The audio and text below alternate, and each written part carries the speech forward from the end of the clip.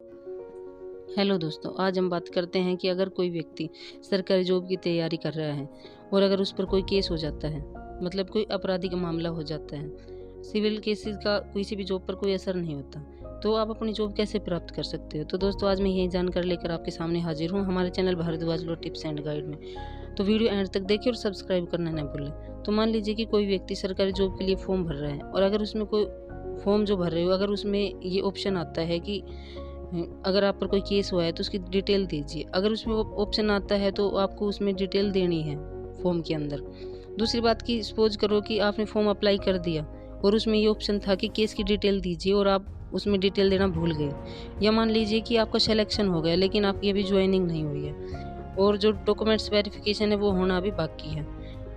तो उस टाइम अगर आप पर कोई केस हो जाता है तो आपको क्या करना है कि एक ज्वाइनिंग से पहले एक डिक्लेरेशन फॉर्म भरा जाता है, जिसमें ये ऑप्शन होता है कि अगर आप पर कोई केस है या पहले था तो उसमें आपकी कोई गिरफ्तारी हुई है तो इसमें डिटेल दीजिए। तो इसमें आपको जो करंट स्टेटस है, अगर आप पर कोई अब केस हो गया है या पहले था जो आप देना भूल गए, तो उसमें पूरा स्टेटस आपको बिल्कुल ठीक देना है। उसमें क्या होता है कि अगर आप उस पर पूरा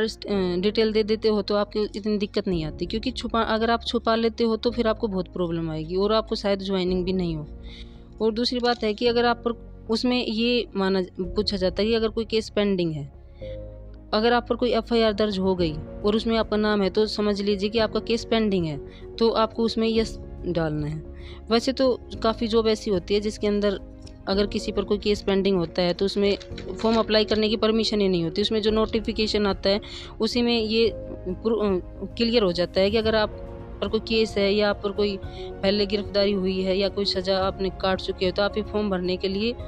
यानी कि नहीं भर सकते हो। जैसे कि डिफेंस वगैरह है, सेना वगैरह, इसमें कई ऐसी जॉब होती है जिसमें अगर आप पर कोई केस हो जाता है तो आप उसके लिए अप्लाई नहीं कर सकते। तो ये आपको सबसे पहले देखना है कि आप उसके जॉब का जो फॉर्म है वो भरने के लिए यानी कि वैलिड भी हो या नहीं हो। तो कहने का मतलब ये है कि अगर आप भूल गए हो केस डिटेल देना, या आपको पर कोई बाद में कोई केस हो जाता है ज्वाइनिंग से पहले, तो जो डिक्लेरेशन जो फॉर्म होता है उसके अंदर आप बिल्कुल क्लियर दीजिए। अगर कोई केस होता है तो, नहीं होता है तो उसमें नो कर दीजिए।